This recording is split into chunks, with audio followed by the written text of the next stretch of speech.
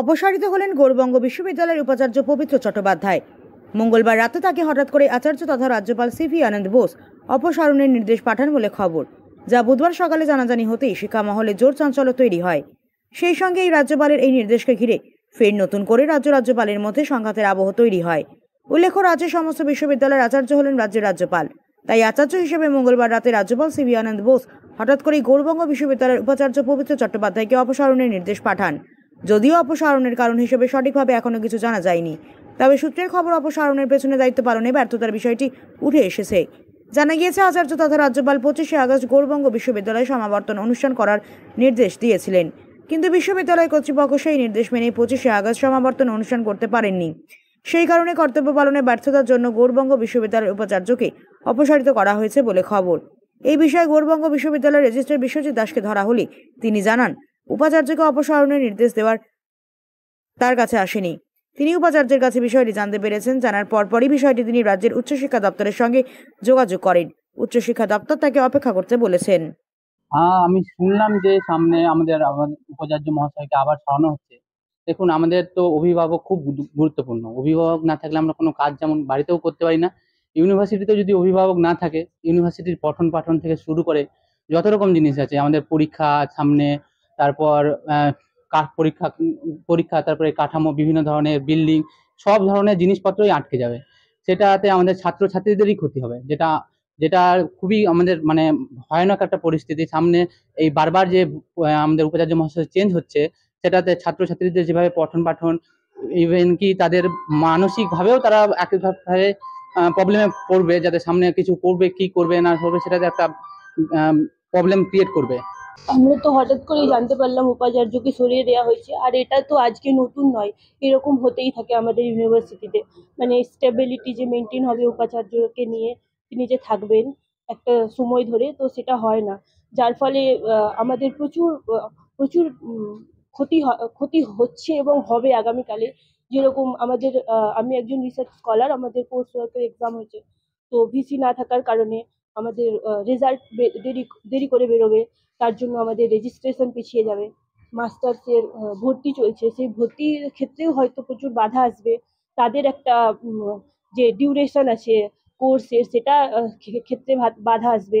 তো সব মিলিয়ে বলা যায় যে মানে আমাদেরকেই সবকিছুর মানে কি বলবো, সবকিছুর মানে সমালোচনা, সবকিছুর অনুদান, সবকিছুর শাস্তি আমাদেরকে স্টুডেন্টদেরকেই ভোগ করতে হচ্ছে। আমাদের উপাচার্যর কাছেই সেই নির্দেশিকা গতকাল এসছে, আমার কাছে আসেনি। রেজিস্ট্রারের মেলে বা রেজিস্ট্রার অফিসিয়াল মেলে কোনো নির্দেশিকা আসেনি। আমরা উপাচার্য আমাকে সেই মেলটা সকালবেলা ফরওয়ার্ড করেন এবং বলেন তাঁর কাছে আর ফাইল না পাঠাতে। এতটাই আমাদের কাছে খবর। তো এখন তাহলে কি করণীয়? আমরা যেহেতু রাজ্য সরকারের বেতনভোগ কর্মচারী, আমি উপাচার্যকে জিজ্ঞেস করেছিলাম, স্যার আমি কি করব? তখন তিনি বলেন, আমি এখনো তিনি উপাচার্য মনে করি, তিনি বলেন যে তুমি তোমার দপ্তরকে জানাও। আমি হায়ার এডুকেশন দপ্তরে জানিয়েছি বিষয়টা, তারা আমাকে অপেক্ষা করতে বলেছেন। এখানে কি সমাবর্তন হওয়ার কোনো একটা বিষয় আসছে, যে সমাবর্তন হওয়ার কথা সেটা 25 তারিখ একটা সমাবর্তনের ডেট রাজ্যপালের দপ্তর থেকে দেওয়া হয়েছে, কিন্তু আমাদের যে এই হিউজ পরিমাণ স্টুডেন্টদের সমাবর্তনের সার্টিফিকেট দিতে হবে, এবং এই বিগত 9 বছরের অনেক টেডেলের অনেক সিদ্ধান্ত নেওয়ার বিষয় আছে, সেগুলো স্বাভাবিক কারণেই কতগুলো পদ্ধতি মেনে আমাদের করতে হবে। সেই পদ্ধতিগুলো আমরা করছিলাম, কিন্তু আমরা জানিয়েও ছিলাম যে এত শর্ট টাইমের মধ্যে করা সম্ভব নয়, আমাদের টাইম এক্সটেন্ড করা হোক। সেই চিঠি আমরা নির্দিষ্ট তারিখের 1 মাস আগে সেটা পাঠাই, কিন্তু অপর প্রান্ত থেকে আমরা কোনো রেসপন্স পাই। জানা যাচ্ছে দায়িত্ব পালনের ব্যর্থতা বা দুর্নীতি এরকম একটা বিষয় আসছে আশঙ্কা অপসারণের পেছনে। দায়িত্ব পালনের ব্যর্থতা, দুর্নীতি দুটো বিষয়ই দেখভাল করার জন্য রাজ্য সরকার আছে। রাজ্য সরকার দুর্নীতি হলে রাজ্য সরকার এনকোয়ারি কমিটি করেন, এনকোয়ারি কমিটিতে আমরা ফেস করি, যে কোনো বিশ্ববিদ্যালয় ফেস করে, তারপর যা সিদ্ধান্ত হয় সেটা সিদ্ধান্ত।